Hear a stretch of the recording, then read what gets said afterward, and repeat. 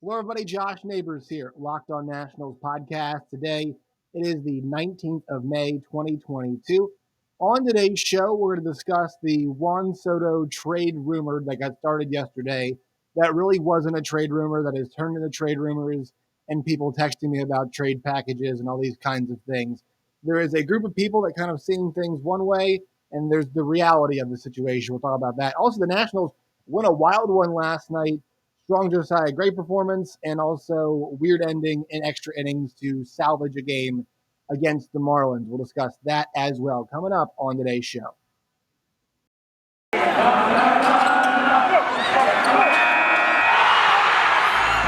are Locked On Nationals, your daily Washington Nationals podcast, part of the Locked On Podcast Network, your team every day.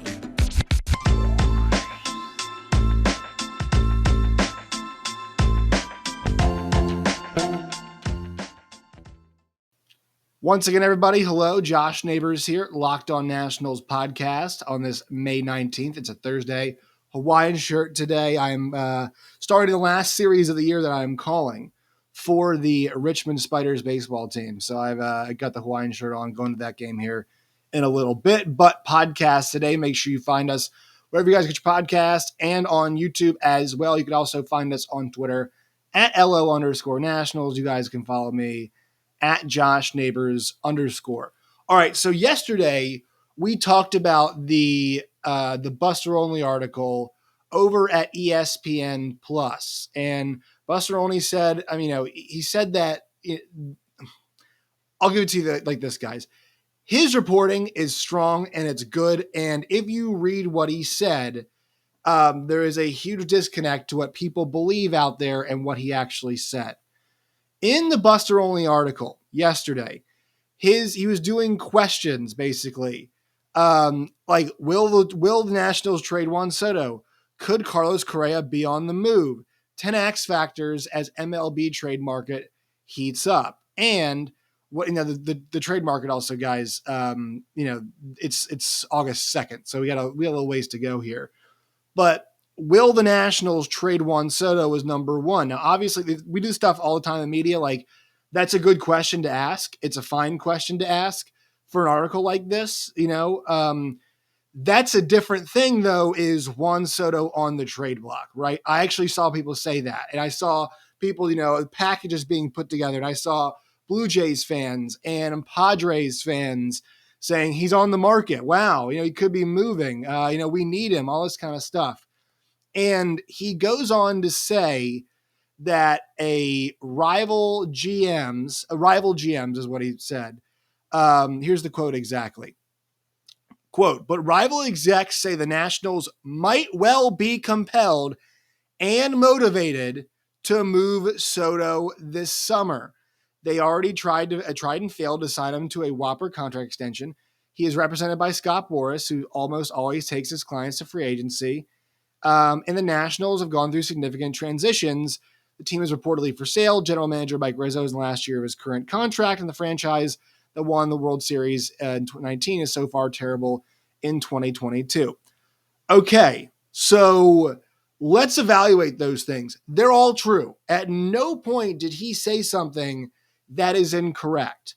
What we have to understand here is, number one, let's just talk about the Nationals factors first. Okay, one, they're terrible. We knew they would be. There was no expectation this team would be good. None. There was not an expectation. I mean, maybe some of you all out there did, optimistic fans. I sometimes do that for my teams, but having covered this team, I kind of had the expectation they wouldn't be that good, right? So it's not like the Nationals would in any way, shape, or form change their opinions on should they trade Juan Soto because the team is bad. You might say, hey, look, they're not as close as they maybe thought they were. Like, I don't know how you think you could be close with this team. Nobody's under contract for that long except for two of the pitchers, actual signed contracts. And the guys who are on the team on the hook for a while are all in arbitration and are all younger guys. So I don't know how in any way, shape, or form there is a difference in terms of results. And they suck. They're really bad. I maybe thought they'd be a little bit better, but they're bad. I just don't know if the degree of bad really matters here. This is what we thought would happen, right? We knew that the team would go up for sale. Now, this is something that we talked about before, but people really didn't talk a whole lot about the team being up for sale and tying that to Juan Soto. I mean, we did at the time, but it didn't accelerate any conversation we had about the trades at all. It didn't really do that. We mentioned it, sure, but in the end, the Nationals as an asset are much more valuable with that guy there. Now, also, the counter argument is, hey, would you want to pay him that much money? If you're taking on the team, you're buying the team, you'd have that big contract to pay. Well, also, I mean, at the same time, once again, guys going to put asses in seats and jerseys on backs, right? So you actually have something that is a commodity that for sure people are going to like to come. So there is a balancing act there. There are two things that are competing, but those are both factors that we already knew were there. We knew the team might be up for sale. Now, the one thing that is new that came in yesterday, I don't know if this really matters too much, is that, it might. I mean, he's the manager. But Dave Martinez's contract is in concert with Mike Rizzo's. They're both in the last year of their contracts. We knew Rizzo was. We figured that Dave Martinez was on the same schedule as well. So I think that's kind of, they're both in the final year, they're guaranteed of their contracts. And this came from Jesse Doherty and then also Chelsea Janes of the Washington Post. But this is also kind of things I think we all figured, right? And if this team's up for sale, there could be some big changes coming. Also, I don't know if this group wants to make those decisions regarding this player right now if they're not going to be the ones around, right? That's something you have to consider too. If this brass, ownership, manager, and GM might not be around long term, typically you don't see them pulling the trigger on franchise altering moves and then leaving. You just normally don't see that happen. Now, look, you might in desperation trying to save your job and say, Mike Rizzo, I don't think he's like this, but Mike Rizzo could say, see, it's a rebuild. You got to give me time to keep building this thing. I think Mike Rizzo probably gets a job in baseball, whether or not this is his last year. And I think it might be, and it's not a knock on him. I think it's one of those situations where maybe for Martinez and for Rizzo, it's a situation where like these two things have run their course, right? I don't blame Martinez at all for the last 2 years at all. I think Mike Rizzo has made the deals that he has been allowed to make. Sure, some of them not always great, but I think Rizzo put together a championship team in 19. We know he has the capability, and he has not had the ability to do so in the last couple of years. I think some of the deals they made have been decent for the guys they've got back in return. So, I think it's a tough job to evaluate, but usually you get a grace period after this. But, after winning a World Series, I just think it's on track to kind of go to a natural parting of ways when the Nats hit reset. But if you're hitting reset with different people, I think with 2 years left, 2.5 years left on Soto's deal, I don't think they're going to pull the trigger on this. I don't see that happening this year at all. And I felt that way ever since we know it's the final year of his guaranteed contract. We knew now Dave Martinez piece goes in there too, but I don't know how much that affects us. We knew he's represented by Scott Boras. That was always there. We knew he turned down the offer that the Nationals originally offered. I think the idea the Nationals would offer him one contract and then say, well, he didn't take it. He's a Scott Boras client. I guess we'll just trade him now. Like, we never thought that, right? We didn't think that. Now, all of these factors together are a compelling case. And I do agree it's an interesting thought to have here as he's having in this article. But that brings us to rival execs and evaluators saying these things. Obviously, like, once again, these people are rival execs, 100% sure. The reporting's solid. But this is not news necessarily that rival execs, probably some of which are from teams that would either A, love to see him out of the division, or B, would love to have him on their team, would say something like this. Of course they would. It's smart to say stuff like that. The idea, though, that rival execs are now, setting the Juan Soto trade market is a weird thing. I think this all boils down to me is, has the conversation about Juan Soto with the Nationals changed? Has anything from the front part of this season, and look, I know there's a lot happening. There's all factors we listed. Potential sale, right? Contracts coming up for the two guys who are running the team from GM and manager standpoint. Once again, potential sale, they're bad. But like, these are all things that we kind of expected and knew.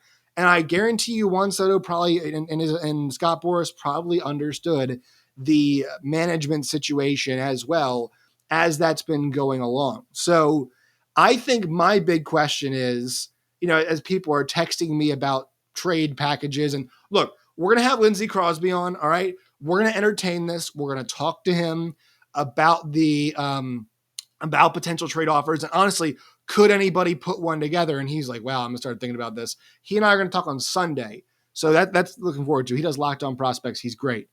That's a big question, but people are asking about certain prospects. Like, guys, I don't know. And somebody put a comment on our last video, and I think this person is well in saying this, and I'll read it. It was from Beast in the Beauty Breaks, and he said, I don't see any team that could put a decent enough package for Soto, and I know he said he would like to stay in DC.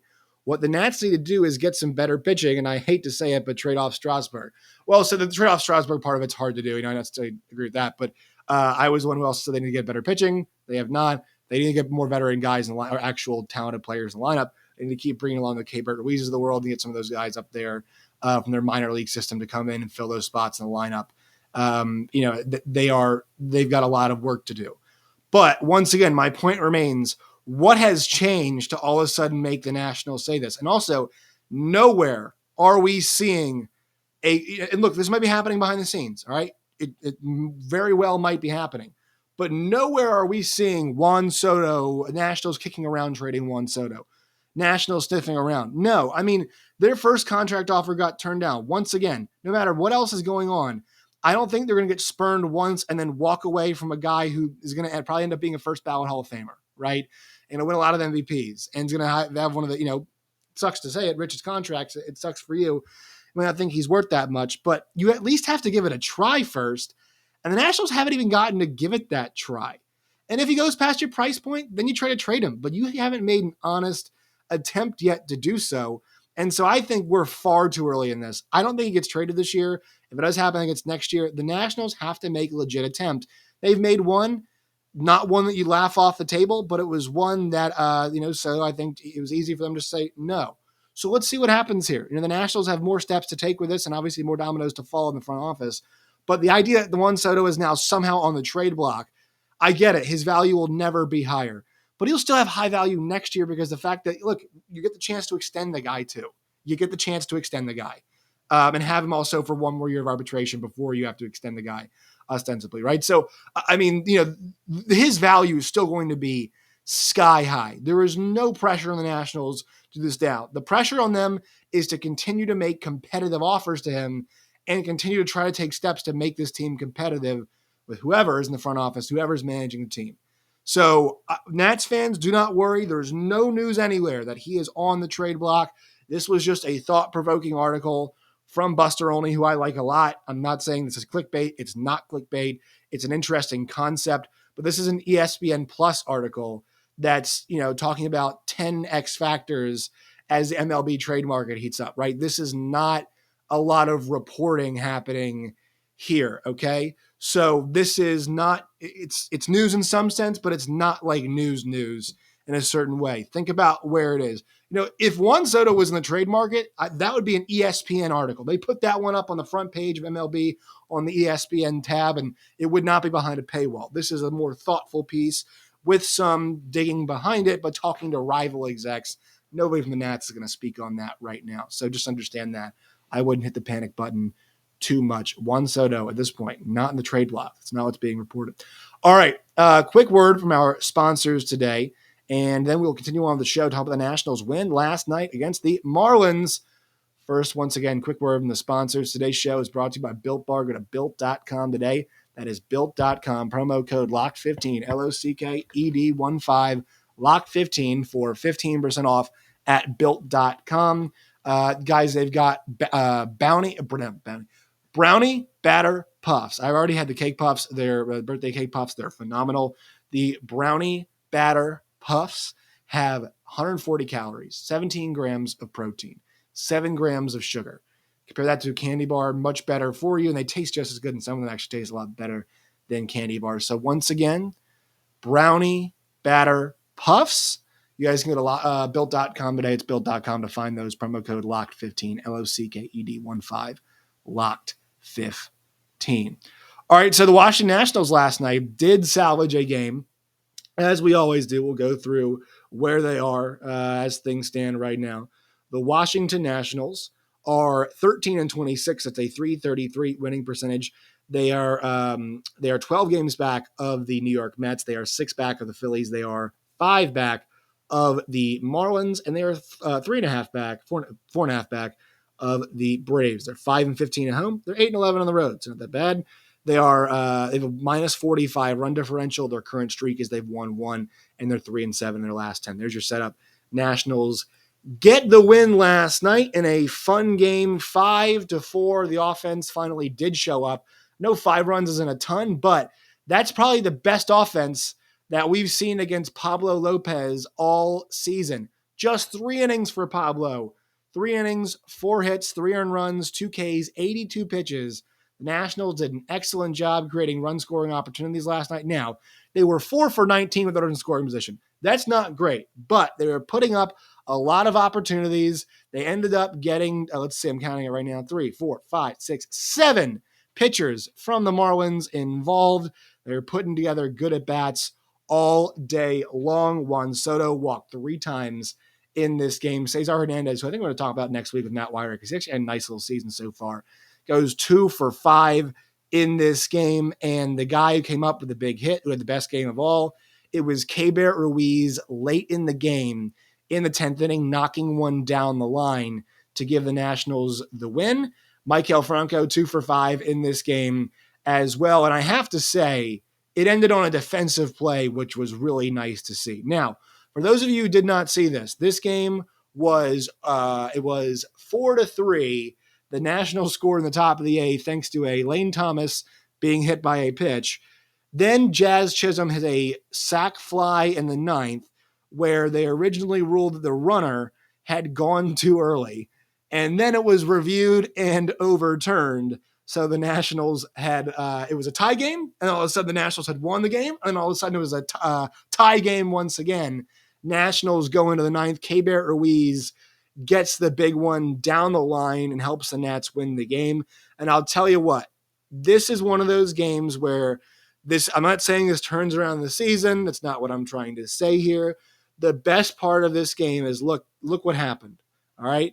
Josiah Gray started the game and was dealing with traffic all game long, but gave the Nationals a really strong performance last night. He had to bounce back from what was a really difficult outing. 6 innings, 6 hits, 6 earned runs, 3 homers, 2 walks, and 5 Ks in 94 pitches against the Astros. And then he rebounds really well with 6 innings, 6 hits, 3 runs, all earned, 1 homer, 7 Ks, and no walks in 95 pitches. All right. This game was started by Josiah Gray, who was acquired in the Nationals trade when they sent Trey Turner and Max Scherzer to the Dodgers.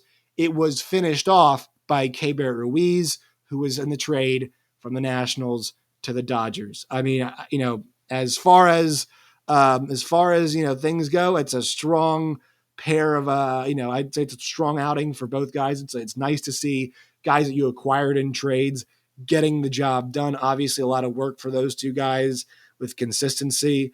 But Josiah Gray last night was able to actually keep a lot of stuff down. He missed early. Well, he left one. It was actually a little lower, but it was over the plate. Well, it was still middle of the plate. The one Jazz Chisholm hit out. He just let his arms get extended, and Jazz has been on fire so far this season. Got lucky a couple times, left one high to Aguilar, but there was a lot of traffic on the bases at times in this game last night, and I thought he did a good job managing it. Bases loaded in the 3rd with nobody out, only allowed 1 run in that situation, and even with the traffic, was able to make it a full 6 innings. In the bullpen, Tanner Rainey struggles, last couple outings now, so trying to get that consistency back for him. Carl Edwards has really rebounded well from his really bad start of the year. Kyle Finnegan, pitched a scoreless inning, and he's done really well as of late. I know he started off rough, and then Victor Arano comes in the 10th and gets the save. 9 pitches is all it took for him to get the job done in the end. Tanner Rainey vulturing the win after a second blown save. Love how that stuff always works. 23 pitch, 9th inning. So there you go. Nationals get the win, though. Salvage 1. And look, it was the guys they traded for getting the job done. That is positive momentum in that respect. All right, that will do it for today's show. Make sure you follow us on Twitter at LO_Nationals. You guys can follow me at Josh Neighbors_. You guys can find the show wherever you get your podcasts, and you can find us on YouTube as well. Coming up, tomorrow's show, we'll preview that series the Nationals have against the Milwaukee Brewers, a rematch from that wild card game back in 2019. It's always fun to think about those moments whenever the Nationals play the Brew Crew. That is coming up tomorrow. Till next time, guys, as always, stay safe.